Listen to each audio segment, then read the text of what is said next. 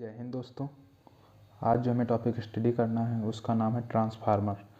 तो आज हम देखेंगे ट्रांसफार्मर क्या है और ट्रांसफार्मर के पार्ट के बारे में चर्चा करेंगे। तो फर्स्ट ऑफ ऑल हमें बताएं ट्रांसफार्मर होता क्या है। Transformer is a static electrical device which work only AC. Transformer के एक ऐसी इलेक्ट्रिकल डिवाइस है जो एक स्टैटिक इलेक्ट्रिकल डिवाइस यानी स्थिर इलेक्ट्रिकल डिवाइस है। इसमें कोई मूविंग पार्ट नहीं होता है। इनमें जितने पार्ट होते हैं सब स्टैटिक कंडीशन में ही होते हैं। इसमें जैसे मोटर की बात करें या अल्टरनेटर की बात करें या जनरेटर की बात करें तो उसमें एक रोटर, एक आर्मेचर या फिर कोई ना कोई एक पार्ट ऐसा होता है जो मूविंग पार्ट होता है। बट ट्रांसफार्मर में ऐसा कोई कंडीशन है, इसमें जितने पार्ट भी होते हैं वो स्टैटिक कंडीशन में होते हैं यानी स्थिर गति में ही होते हैं। इसमें कोई चलायमान कंडीशन नहीं होता है। ट्रांसफार्मर का सिंबल अगर देखा जाए तो ट्रांसफार्मर का हमारा सिंबल ये कुछ होता है। इसमें हमारा पहली वाइंडिंग दिया गया है जिसको हम P1 से दर्शाए हैं। ये हमारा टर्मिनल है P1 और P2, ये फर्स्ट हमारा P दिया गया है। और दूसरी वाइंडिंग हमारा यस से दर्शाएगा जो S1 S2 दिया, बीच में हमारे कोर दिखाए गए हैं, कोर होता है। ट्रांसफार्मर भले वोल्टेज या करंट को घटाता है या बढ़ाता है, बट उसकी एक अच्छा ये है कि वो पावर को हमेशा कांस्टेंट रखता है। P1 और P2 यानी कि इनपुट में जितना पावर होगा उतना हमारा आउटपुट में मिलेगा। ये इनपुट आउटपुट पावर हमेशा कांस्टेंट ही रखता है। ट्रांसफार्मर पावर इसमें वेरी नहीं करता है, करंट को घटाता है या बढ़ाता है या वोल्टेज को घटाता है या बढ़ाता है। ट्रांसफार्मर हमेशा कांस्टेंट रहता है।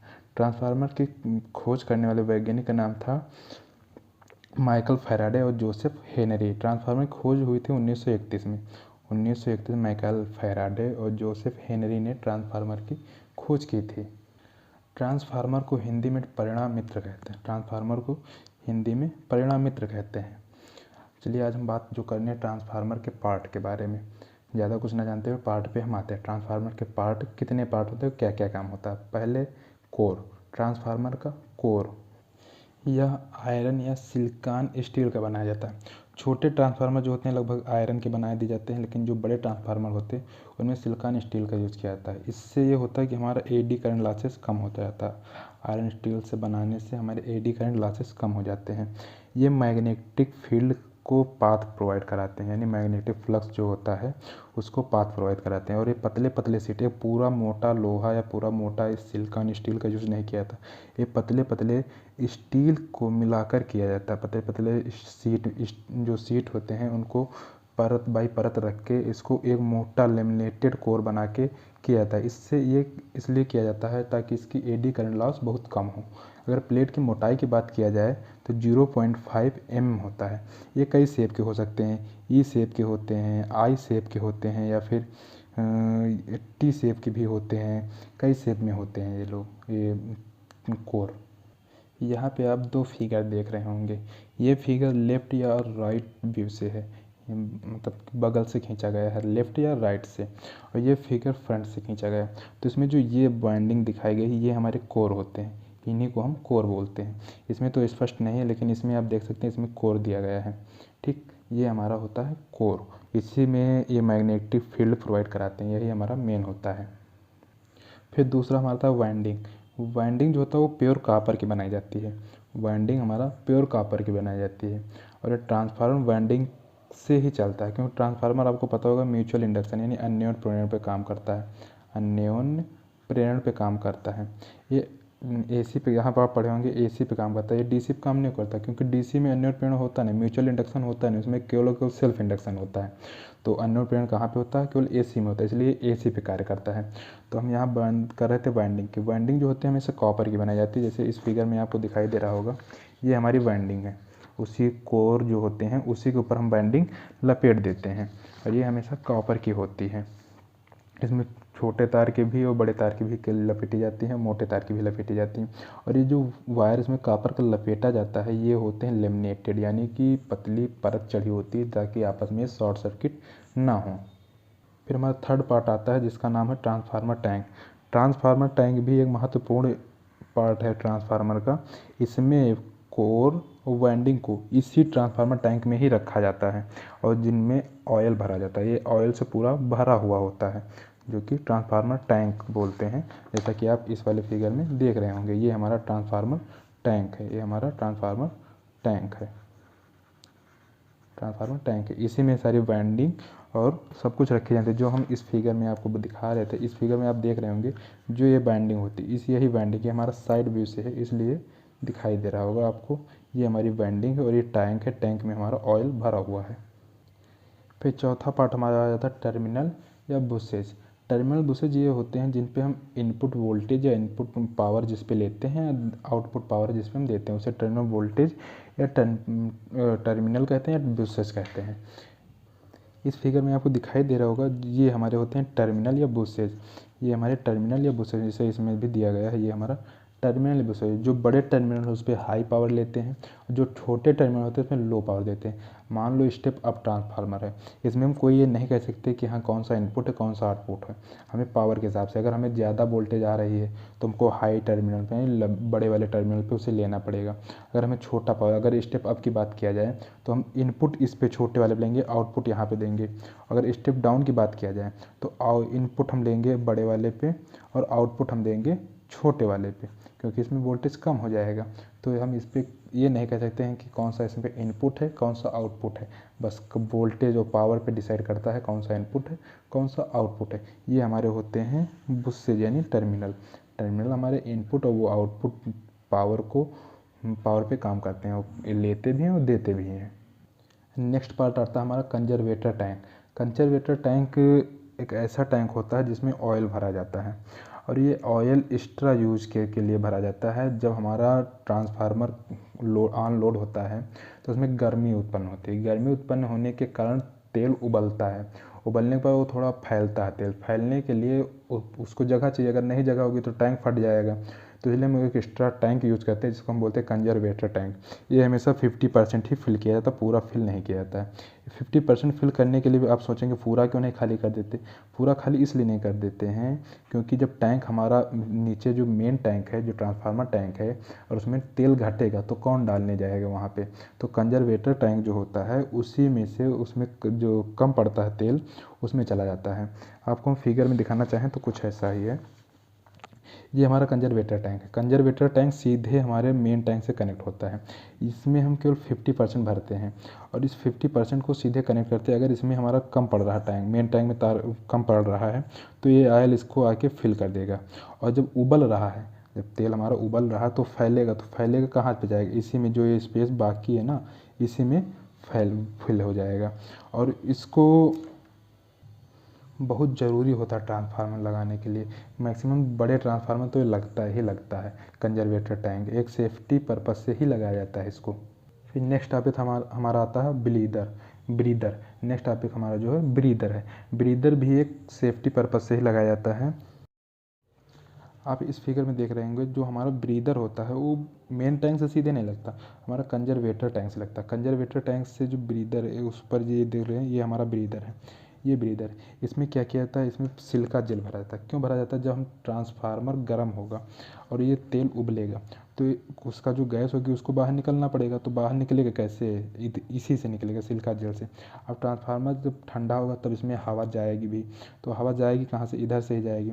तो जो ये नीचे दिखाई दे रहा है इसमें तो हम ऑयल भर देते हैं। ऑयल का काम क्या होता है कि ये धूल कण जितना कुछ होता है वायु में उसको सोख लेता है, और जो नमी होगी, जो मॉइस्चर होती है वो सिलिका जेल सोख लेती है। सिलिका जेल इसमें भरा जाता है, वो सिलिका जेल इसको सोख लेती है। ये भी एक जरूरी है। अगर मान लो नमी इसमें चला गया तो जो नमी इसमें आएगी वही नमी हमारे ट्रांसफार्मर टैंक में आने, फिर वो इलेक्ट्रिकल शॉक देना शुरू कर देगा अंदर, और ट्रांसफार्मर डिस्ट्रॉय होने के चांस ज़्यादा हो जाएंगे।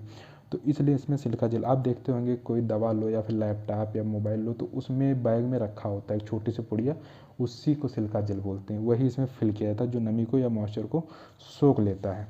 ये भी एक बहुत ज़रूरी पार्ट होता है। नेक्स्ट पार्ट हमारा आता है cooling tube and radiator. Cooling tube भी एक जो तेल गर्म होता है उसको ठंडा करने के लिए ही यूज किया जाता है। जैसे आप इसमें देख रहे होंगे ये हमारा कूलिंग ट्यूब है, ये इतना पोर्शन जो है हमारा, ये और ये कूलिंग ट्यूब, ये दोनों ट्रांसफार्मर में लगता होगा, नॉर्मली सभी ट्रांसफार्मर में लगता है। इस वाले में आप देख सकते हैं ये हमारा जो ये पोर्शन हमारा है ये पूरा कूलिंग ट्यूब है, इधर का ये पोर्शन पूरा कूलिंग ट्यूब है जो आपको दिख रहा होगा अच्छे से।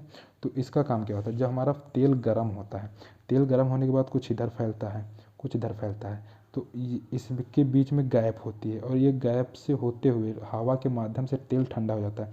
तो जो गर्म तेल होता है वो ऊपर जाता है, फिर ठंडा होकर नीचे से फिर टैंक में आ जाता है। वही हाल इस तरह भी होता है, ये गर्म तेल ऊपर जाता है इन सब ट्यूब में और ये हवा के माध्यम से, क्योंकि खुले में रखा जाता है तो हवा के माध्यम से ये फिर ठंडा होकर फिर नीचे चला आता है। उसके बाद भी जब ये फैलता है तो हमारा ये टैंक में पहुंच जाता है, कंजर्वेटर टैंक में पहुंच जाता है। उसके लिए फिर नेक्स्ट पार्ट हमारा आता है बुकल्स रिले। बुकल्स रिले भी एक सेफ्टी पार्ट होता है। इसको मेन टैंक तथा कंजर्वेटर टैंक के बीच में लगाया जाता है। मेन टैंक तथा कंजर्वेटर टैंक के बीच में लगाया जाता है। आप देखेंगे यहाँ पे इस वाले फिगर में, ये देखिए इस जो ये है ये मेन टैंक तथा कंजर्वेटर टैंक के बीच में जो लगा हुआ है हमारा कंजर्वेटर टैंक है, हमारा मेन टैंक है, ट्रांसफार्मर टैंक है। इसके बीच में जो लगा है बुकल्स रिले है।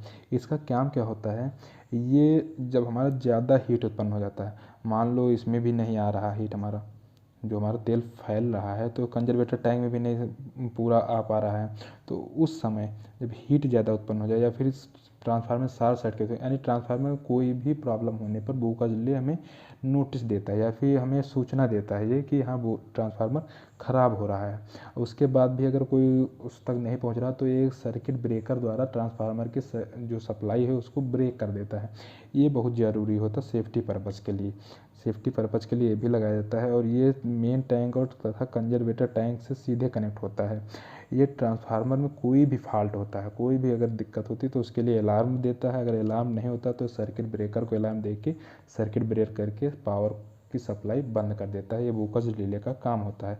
ये अमूमन सभी बड़े ट्रांसफार्मर लगता है जो हमारे पावर प्लांट में या सब स्टेशन पे लगते हैं, वहाँ पे इनका यूज ज़्यादा किया जाता है।